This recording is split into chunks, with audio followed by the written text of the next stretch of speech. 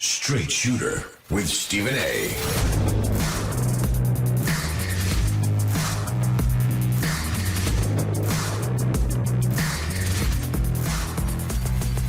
What's up, everybody?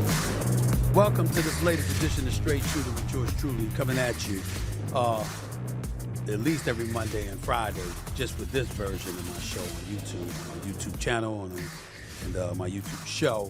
Obviously, everybody knows I've got a political show on SiriusXM Polish Radio every Wednesday night from 6 to 8 p.m. Eastern Standard Time, and I definitely will continue to do that, plus my radio show on SiriusXM Mad Dog Sports Radio from 1 to 3 p.m. Eastern Standard Time, live every weekday as well. But on Mondays and Fridays, I like to open the week and I like to close the week with whatever's been on my mind that you wouldn't typically find me talking about on those two respective shows, or even ESPN's First Take. So today, I wanted to take an opportunity to touch on my buddy Dan Le Batard and his show, the Dan Le Batard Show, and some of the things that was said, or one in particular in the immediate aftermath of the whole brouhaha involving me, Jasmine Crockett, Kerry Champion, Jamel Hill, and all of this other stuff. Dan Le Batard naturally loves to speak about these things as it pertains to the industry itself. And, you know, some of the things that he says are cool. Some of these things, some of the other things that he implies turns me off a bit. And so when I have an issue with him, I don't hesitate to let him know. It's not often, to be quite honest with you. And it's usually saddled in nuance, per se, just the things and the verbiage that comes out of his mouth and what he chooses to say and what he chooses not to say.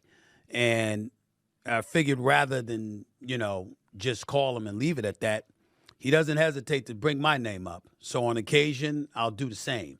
But unlike how I feel about other people, I've got nothing but love for Dan, who's a brilliant dude, very sophisticated, very, very accomplished, and could still be doing a lot of great, great things in this industry anytime he chooses, which is more than I can say for a couple of people. And I'm not talking about Kerry Champion or Jamel Hill. I'm talking about a couple other people that I'm just not going to give any more shine to, because the only way they'll get recognized is if I mention them, because nobody cares what the hell they have to say. But obviously that's not Dan Le Batard either. So, before I get into anything further, I want y'all to listen to Dan Le Batard teasing with his team, having a conversation about me and what he had to say, so I can highlight for you what I took issue with. This is before I'm going to get into Marjorie, Taylor Greene, or whatever. I'm going to segue into that naturally. You'll see exactly where I'm going before I get into the Georgia representative who recently announced she's going to be retiring and not running for re-election come January. Her last day is going to be January 5th. You'll see how I segue Dan Le Batard and what he had to say into all the things that I'm about to bring up. Play this clip for me, please.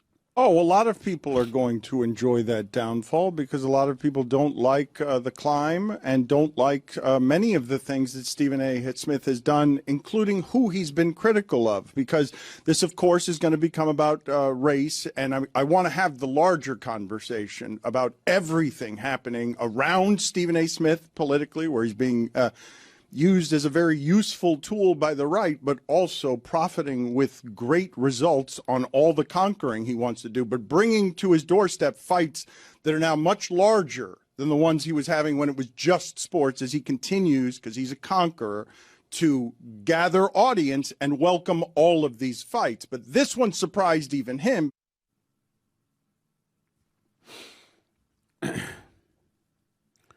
Here's the problem that I have with Dan Le Batard as it pertains to what he just said. What do you mean a tool?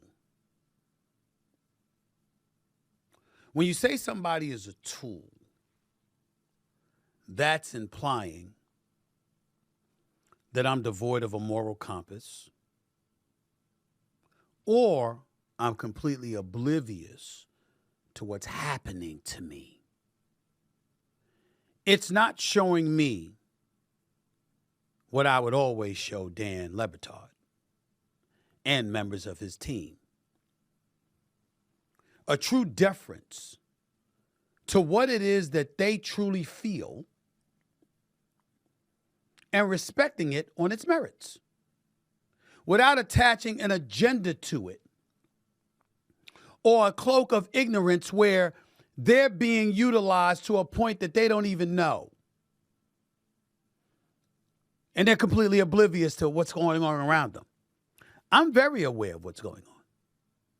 I just don't care as much as you do, Dan Le Batard. I don't care as much as other people might care because guess what? I don't feel the way that you feel and I don't share your politics in all likelihood because I've never really asked you about that. Dan Le Batard is of Cuban descent. Parents, ancestors, etc. There are experiences that you and your people have coming from communist Cuba that I don't have. So how you all feel about certain things, I don't know. I know many Cubans, for example, who support Trump. I know others who don't. When we think about the Hispanic culture, I know plenty of people who support Trump and those who don't. You know how many times I've had people, literally Hispanics, Mexico, Puerto Rico, Guatemala, Venezuela. The list goes on and on. Right in my space, disagreeing with one another.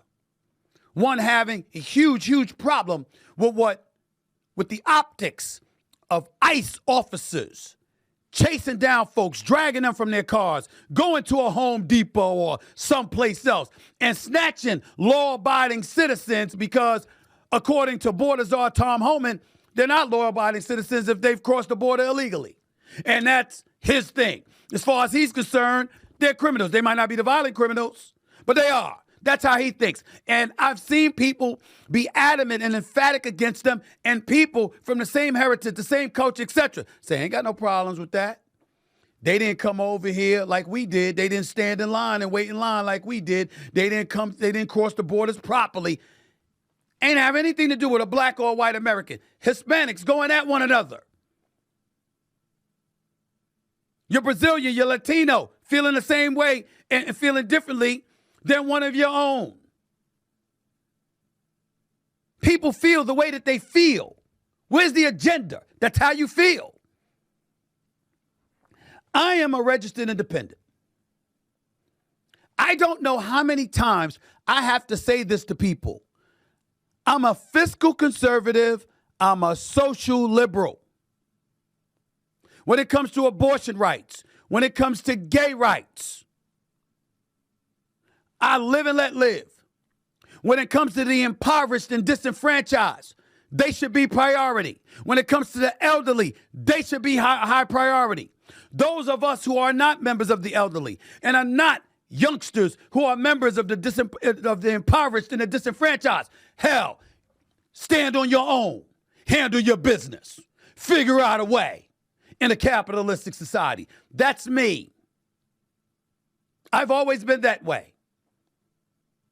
I'm totally for LGBTQ plus in the communities and their rights, with the exception of you don't get to be a male transitioning to a woman and should be competing against ladies in sports who are natural born ladies. Nor should you be a child allowed to engage in sex changes without parental consent if you're a child.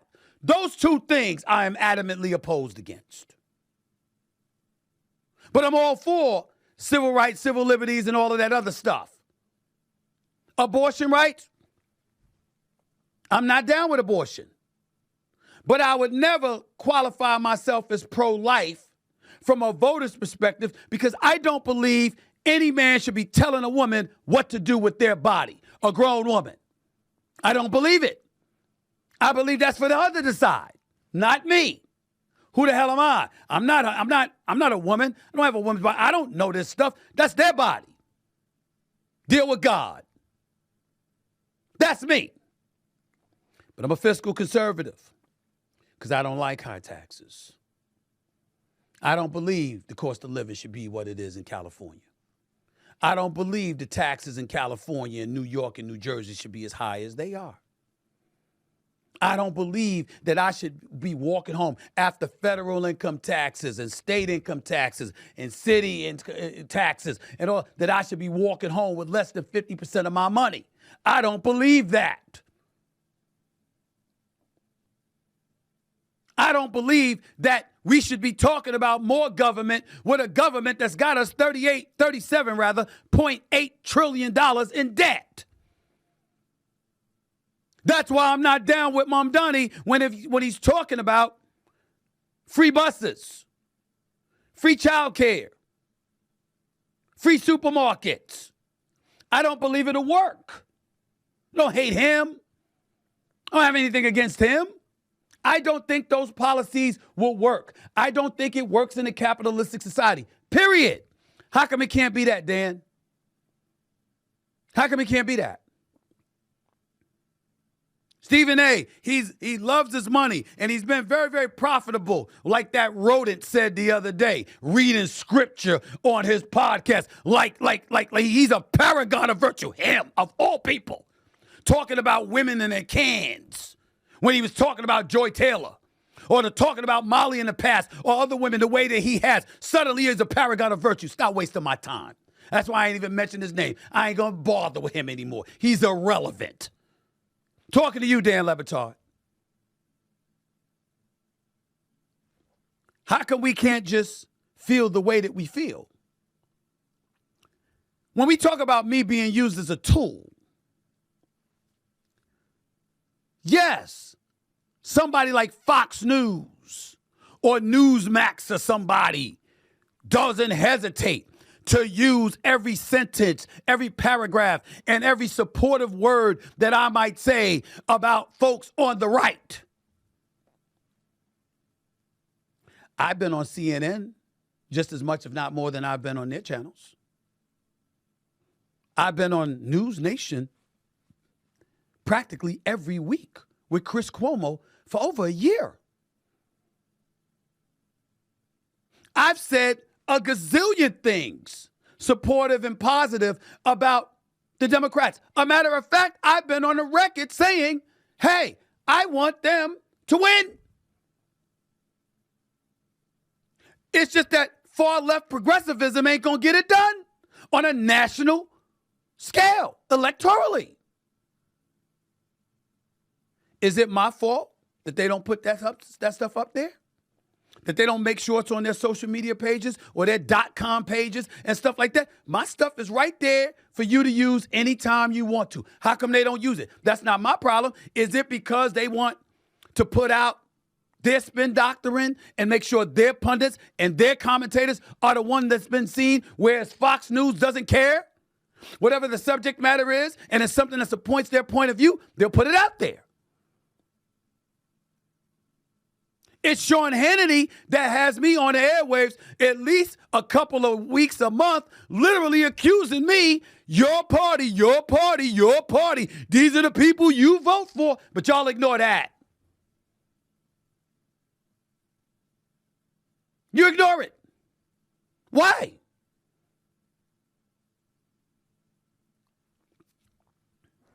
And to all of those people out there that want to accuse me of being used, how come you're not resonating enough so you can get on those channels instead of me?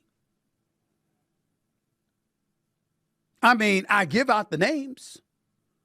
I tell these networks who they should talk to. I'm no expert. I'm no aficionado at this stuff. How come you don't ingratiate yourself with commentators, pundits, hosts, and executives for these respective channels to make sure you can be heard? Since you got so much to say, why don't you do it? I'm not talking about you, Dan Le Batard, specifically in that regard. I'm talking about an abundance of other people My only point in saying all of that is to say, yo, ain't no tool being used. And if it's being used, it's by y'all. It ain't by me. Let me tell you something. I know exactly what I feel and why. And I make sure to echo those sentiments no matter where I'm at. Excuse me. It could be right here on my YouTube channel. It could be on SiriusXM, POTUS Radio Channel 124. It could be on Fox News. It could be on CNN. It could be on MSNBC. Just finished interviewing Stephanie Rule. I'm right here on this show. Voluntarily, I invited Joy Reid here. She wanted to come on, but didn't want to talk about what happened at MSNBC. Well, damn. Got to talk about that. That ain't all I want to talk to her about, but that's part of it. CNN got folks that's going to come on here. I'm going to go in there. Cuomo's been on here. I've been on his show. Bill O'Reilly's been on this show. I've been on his show. Bill Maher's been on my show. I've been on his show. How come y'all ain't on? Is everybody a tool? Is everybody being used the second they say something that's thrown over the airwaves that you don't agree with? They can't just feel that way. They must be being used. That's not how it works, Dan. I'm an American citizen and I'm a voter. And you know why I can't understand why people say stuff like this and don't understand how disrespectful it is? At the end of the day, you go to the polls and you vote about the issues that are most important to you. The difference between me and most is that I have public platforms available to me to say exactly why I vote the way that I vote and I think the way that I think.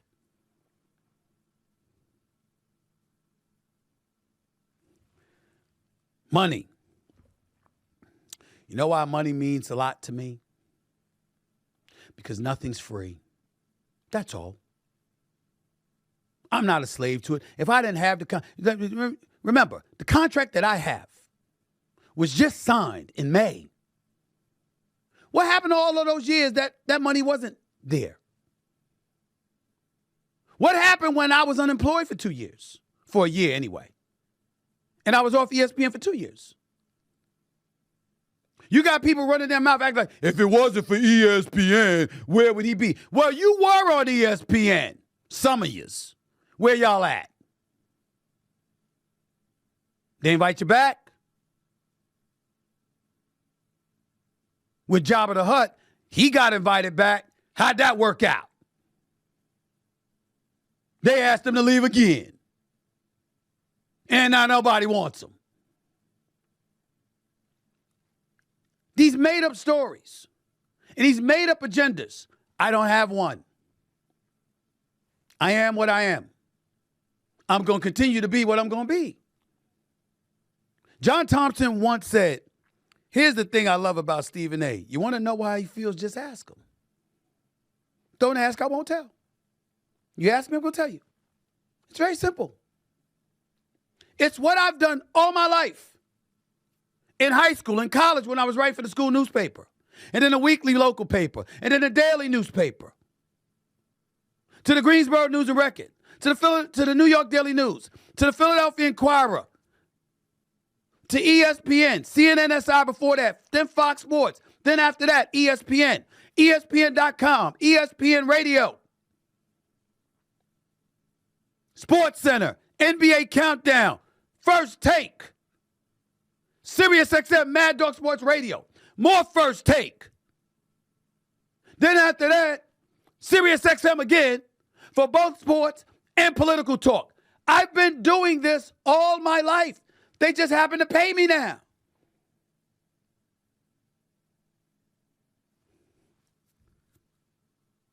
I don't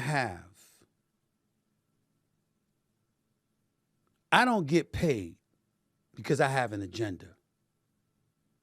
I have an agenda of making sure that my voice is heard about things that matter to me, issues that matter to me. And it is because of that I've gotten paid. Dan Le Batard, you have a YouTube channel. You've been doing this for years. No agenda? And get used by anybody? Were your feelings inauthentic? The people you talk to, that you allude to, who are always talking about me when I've never talked about them, they don't have agendas?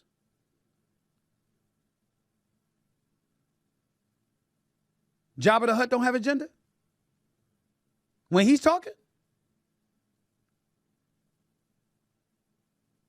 No agenda, huh?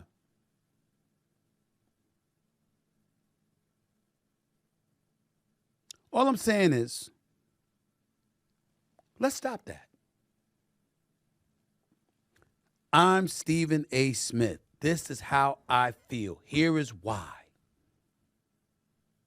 If you've known me for years and you're my friend, can you at least respect the fact that I feel the way I feel? It doesn't matter whether it does something for me or not, or it doesn't. I feel the way I feel. I didn't vote for Kamala Harris, but I wasn't enamored with her candidacy. I saw what she did in 2020. She didn't even make it to Iowa. I know about the fact that there were black folks in Los Angeles and other places in California whose support she sought and wanted, that did not want to support her. They didn't believe in her. This is back in 2020. It's not an accident to me that she did not have a primary. Because the Dems, in their heart of hearts, I believe, knew she would lose.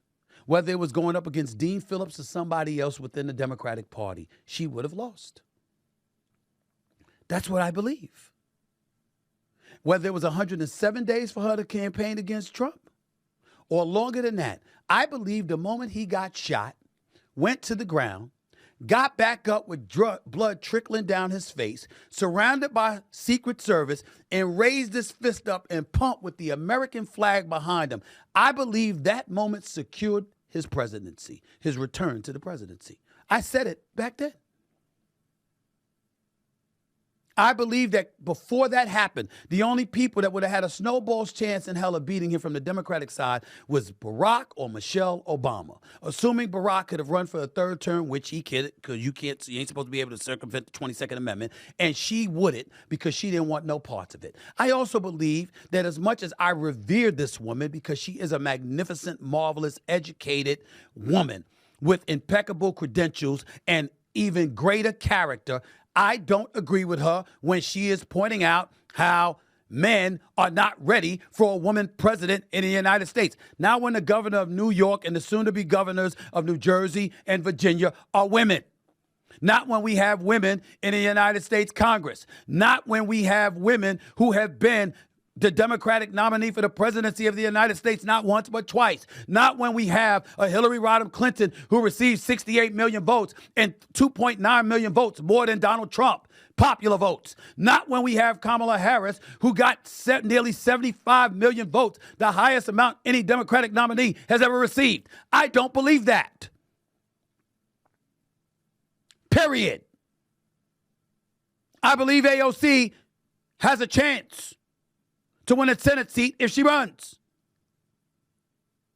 I believe Jasmine Crockett should be pursuing a Senate seat so she could play a significant role in defining who our judges are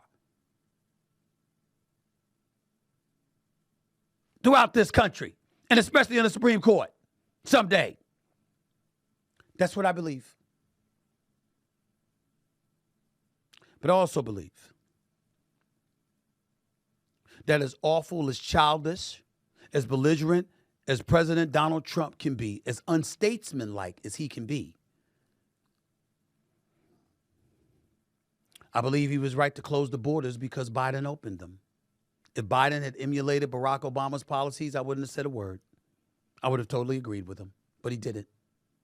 He opened the borders and then said we didn't have a border problem when we clearly did as a nation. I'm not sure about these tariff wars. But I think when you're $37.8 trillion in debt, you got to try something. I don't know if it's the right thing to do. I don't think it is. But you got to try something. I don't believe in the National Guards being paraded throughout the streets of America. and invading cities against the wishes of governors and mayors. But I do believe those governors and mayors who have crime infestation in their cities should be asking for some federal assistance to keep our streets safe. I don't agree with Mamdani and his socialistic approach to things, but I applaud the fact that once he became the mayor-elect of New York City, that he asked for a meeting that was ultimately granted to him by the President of the United States. And although they disagreed, they showed a willingness to at least talk with one another and engage in conversation, because you've got over 8.5 million New Yorkers to take care of in the city. And Donald Trump obviously has a connection to New York City that most politicians don't have. So showing a willingness to talk with one another and engage in dialogue about how to remedy some of the things that ail a city is something I think is the smart thing to do. That's an agenda? Or is that an American who votes simply telling you what he believes, publicly as well as privately?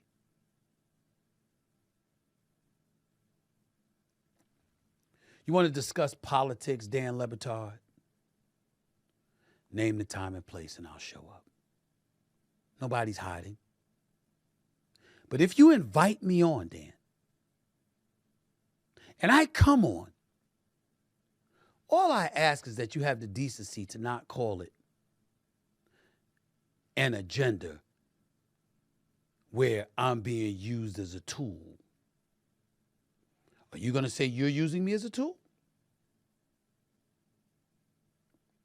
Show some respect. It's the same respect I give you, because you don't say dumb things. You don't have dumb opinions. You have your beliefs, which have worked for you sometimes, and you and I both know have worked against you sometimes. I'd call it a lot of things, but it wouldn't be accusing you of being a tool with an agenda that you're oblivious to, because I'd respect your intellect. That's all. Nothing else. Thank you for listening. Now I want to transition to Marjorie Taylor Greene before I get on out of here, because once again, it's me pointing out some things. And I want the folks out there in the political stratosphere to hear what I have to say about this. So Marjorie Taylor Greene is a representative from the 14th District of Georgia. She's been in office since 2021. She's all about MAGA, the MAGA right. She's been a staunch advocate on behalf of President Donald Trump all of these years. And she's known as a fire breather. Make no mistake about that.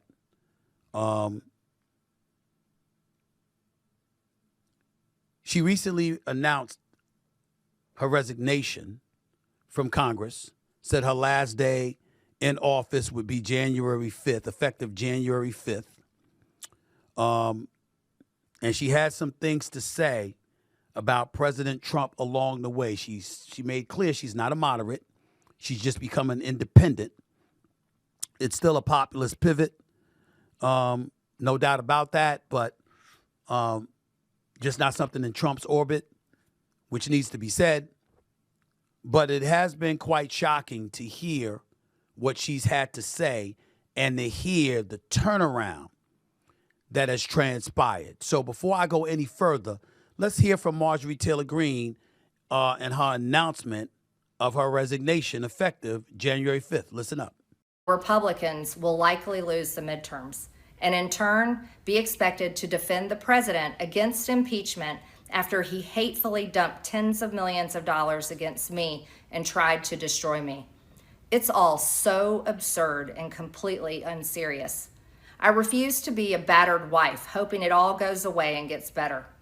If I am cast aside by the president and the MAGA political machine and replaced by neocons, big pharma, big tech, military-industrial war complex, foreign leaders, and the elite donor class that can never ever relate to real Americans, then many common Americans have been cast aside and replaced as well.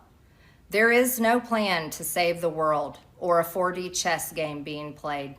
When common American people realize and understand that the political industrial complex of both parties is ripping this country apart, that not one elected leader like me is able to stop Washington's machine from gradually destroying our country, and instead the reality is that they, common Americans, the people, possess the real power over Washington, then I'll be here by their side to rebuild it. Now, here's the thing that's very, very interesting about this. If you're on the left, you're not buying a lot of the shit she's saying. Don't worry, Rashawn, I won't curse much. But you're not buying it because you've seen enough of her work. But to give you some insight into what I mean, and this is a perfect example of me being down the middle, I am fully aware of some of the things that Marjorie Taylor Greene, who in the past has looked psychotic in my mind, to be quite honest with you. I'm fully aware of that, rather, I'm also fully capable of appreciating what her beefs are. See what I mean by being down the middle? What I mean by this, ladies and gentlemen, is that on one hand, she's MAGA right.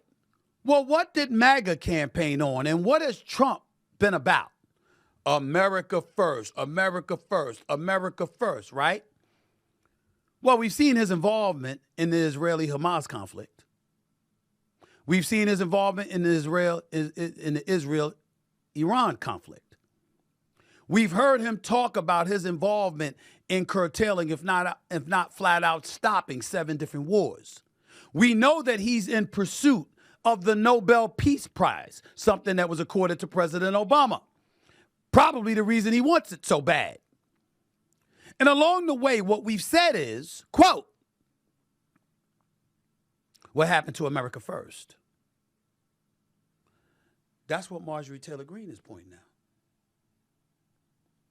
You combine that with a shutdown that obviously involves Affordable Care Act subsidies because premiums are expected to skyrocket, and she knows that's going to drastically and detrimentally affect her base, and she's saying, hey, can't go for that. That's not what we campaigned on. That's not what we're supposed to be about. That's a legitimate beef.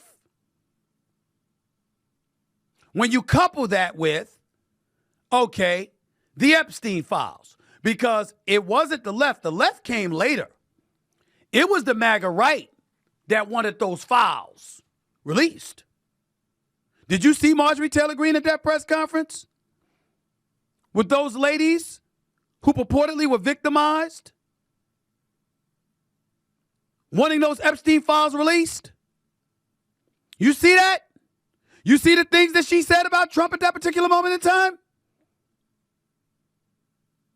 She talked about a traitor to her country. She called me a traitor. A traitor is somebody that would do blah, blah, blah. Whether it's the women with the Epstein files and ignoring their concerns, their wishes, a desire to have the files open, or him prioritizing stuff overseas instead of addressing the concerns of the American citizens right here on our soil. These are her words, not mine. There's a lot of people that feel that way. Here's the deal, though. There are others on the left who feel differently, and they have every right to do so.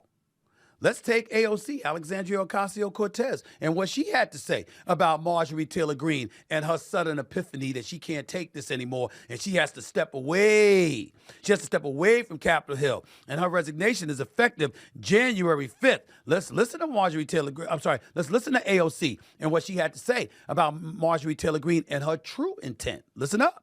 Here's some tea for you. MTG, people are like, oh my God, she's saying all these things. Like, what's gotten into her lately. Oh, like she's bucking against Trump. She's bucking against the administration. Marjorie Taylor Greene wanted to run for Senate in Georgia. She wanted to run for Senate earlier this year in the state of Georgia. She wanted to be the Republican nominee for Senate. So she was gearing up for that statewide race, and Trump told her no. Trump said no. And the White House and Trump land shut down Marjorie Taylor Greene's personal ambitions to run for Senate. And she has been on a revenge tour ever since. Okay. Trump should be able to relate. He's been on a revenge tour for quite a while. I don't care what anybody says. You know, at the end of the day, they probably feel he was justified. That's why they defend him. But going after Letitia James, going after James Comey, those cases were basically dropped by the courts today, by the way. Let's not forget that. Those kind of things have transpired. And if you're on the left, you do not like Marjorie Taylor Greene. And she may have gone on CNN with Dana Bash and, you know, trying to make mea culpas for some of the things that she has said. But if the left ain't buying it, you can understand why. Before I go any further about that, let's look at Marjorie Taylor Greene on CNN with Dana Bash to make sure we're clear about what she had to say. The most hurtful thing he said, which is absolutely untrue, is he called me a traitor. And that is so extremely wrong. And those are the types of words used that can radicalize people against me and put my life in danger. We have seen these kinds of attacks or criticism from the president at other people. It's not new. And with respect, I haven't heard you speak out about it until it was directed at you. Dana, I think that's fair criticism. And I would like to say humbly, I'm sorry for taking part in the toxic politics. It's very bad for our country. And it's been something I've thought about a lot, especially since Charlie Kirk was assassinated, is that I'm only responsible for myself and my own words and actions. And I am committed, and I've been working on this a lot lately, to put down the knives in politics. I really just want to see people be kind to one another, and we need to figure out a new path forward that is focused on the American people, because as Americans, no matter what side of the aisle we're on, we have far more in common than we have differences. Yeah. And we need to be able to respect each other with our disagreements. Can we believe that? I mean, I want to. You know, everybody has a lot of time to make mistakes. You know, verbalize mea culpas, correct the error of their ways or whatever, but there's a lot of stuff with Marjorie Taylor Greene. It's hard to believe that this epiphany took place, and, you know, especially when you listen to AOC and how she broke it down and explained it, it's hard to believe. And there's evidence of that behavior that, let's just say, is very, very difficult for the mind to escape. Let's take, for example, her confrontation with Representative Jasmine Crockett out of Texas. Play that for us, please. Do you know what we're here for? You know we're here about AG. I don't think you know what you're here for. Well, you the one talking about, I guess I think your fake eyelashes are messing up. No, what you're ain't reading. nothing. Hold on. Listen. Order. Mr. Chairman. That's beneath would even you your please history. bring- See what I'm saying? Could y'all put up on the full screen right there some of the other things that Marjorie Taylor Greene have been involved with, so we can make sure we're clear about that, please? Put that up on the screen, Griff, for me, please. Remember this tweet right here from 2023? We need a national divorce. We need to separate red states and blue states and shrink the federal government. Everyone I talk to says this. From the sick and disgusting woke culture issues shoved down our throats to the Democrats' traitorous America last policies, we are done. So in other words, separate red states from blue states. Disband the United States as we know it. Don't be a gorgeous mosaic. Don't mingle with people who differ from you in terms of their opinions and their beliefs about what politics should reign over this country and why. Do none of that. Do none of that. That's what she was proposing. Again, Give it something else. Marjorie Taylor Greene, notable incidents early in Congress, promoted QAnon theories. Y'all know who QAnon is. I don't have to go there. Okay? We know what's been said about them. All right? Boosted 9/11 conspiracy content, questioning the legitimacy of what transpired 9/11.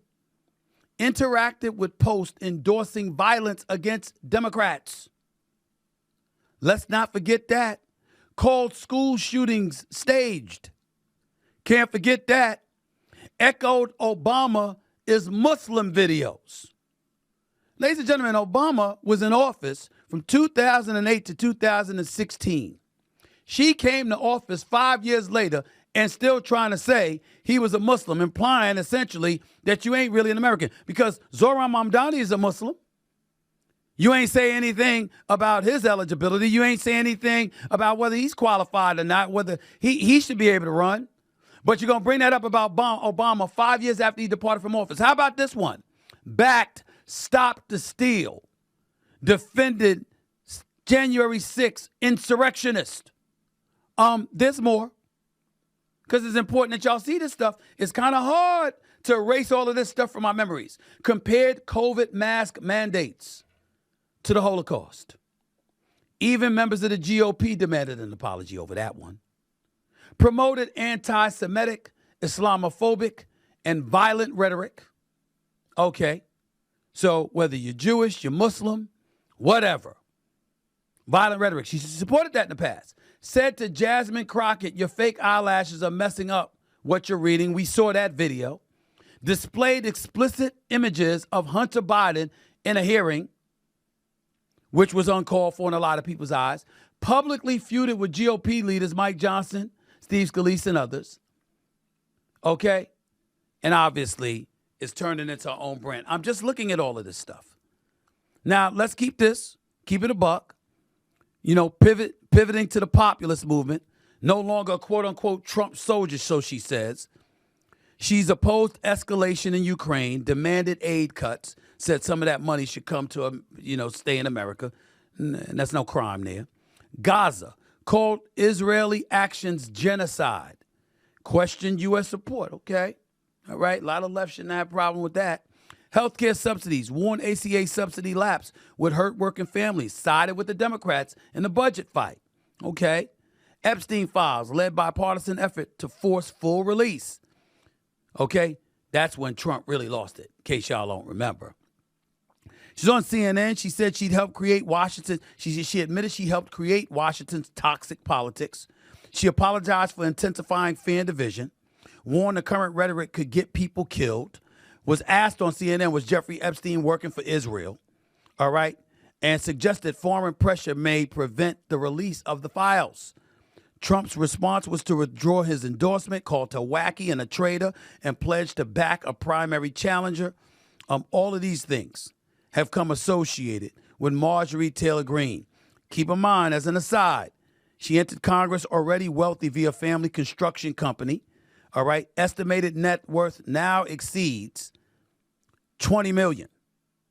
So apparently when she entered Congress, her net worth was listed at about $700,000. Now it's worth over $20 million, according to public financial records and multiple outside analysis. Stock trading raised eyebrows. Reports indicate her stock trades included Palantir and others just before major federal moves. She traded with Apple and AMD just before Trump's tariff announcements and market reactions. Sold treasury bills before bond sell-offs. Watchdog/orgs have called these possible insider trades. She denied any wrongdoing and claims a financial advisor handled her trades. No criminal findings came of it, in fairness to her, but even GOP colleagues cite her trades as reasons to ban congressional stock trading.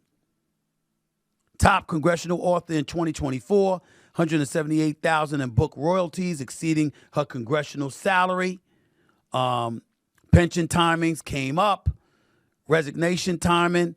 Date is 3 days after the 5-year threshold to lock in a federal pension. So these are the things that are being said about her. There you have it. Can't say she could win a Senate seat in Georgia. Don't know. I know she can win a congressional seat without Trump. Whether she could win a Senate seat in Georgia remains to be seen. Highly unlikely, I think.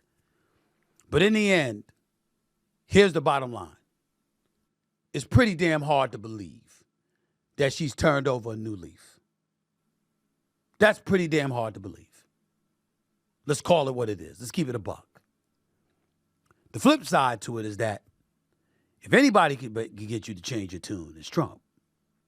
Especially if you deem him to be somebody that's turned against you. Either way you slice it, it's a beautiful thing for the Democrats. Because once again, you have an opportunity to work with somebody across the aisle, at least for the next month and a half. And if you can't get a vote, maybe you can get some intel about how things work over on that side of the aisle. And when we see one politician after another engaging in a lot of these different things, we have to understand that this is something to the extreme benefit of the American people. Because what is the problem that I've been complaining about for the longest time? It's an unwillingness to work with one another, to do what it takes to cross the aisle and be able to get stuff done when stuff needs to get done. These are one of the things that I've said, and these are the kind of things that I stand on, because I think it's incredibly important that we make sure we do stuff like that. In the end, we all have our politics. We all have our beliefs. And we all should be open-minded enough to be educated and to change our mind once more intel comes in our direction. But in the event that we don't, remember, we're living in a two-party system. It's a binary system. And the reality is that, unfortunately, in most elections, we're only given two choices. And neither is impressive. But if you want to be a part of the process, especially since the Voting Rights Act of 1965 and Civil Rights Act of 1964, you want to be a participant in what ultimately comes down to change. You know what you do? You participate. And you take advantage of the opportunity that was accorded to you. Stuff our ancestors fought and died for. Hopeful and prayerful that a better solution comes down the pike. Quick, fast, and in a hurry. That's all. I guess in the end, if I'm a tool, all of us are. So maybe it ain't about being used. It's about what you're being used for. And if it's to make a difference, particularly the kind of difference you think needs to be made, so be it. That's how it goes. That's it for this edition of Straight Shooter. I'll be with you on Wednesday night, courtesy of SiriusXM, POTUS Radio Channel 124 at 6 p.m. Eastern Standard Time. Got a lot of stuff to get into. My guest last week was Senator Ted Cruz out of Texas. Who knows who my guest will be this week? Stick around and you'll find out. See you Wednesday, 6 p.m. POTUS Radio, Channel 124, Eastern Standard Time. Until then, peace and love, everybody.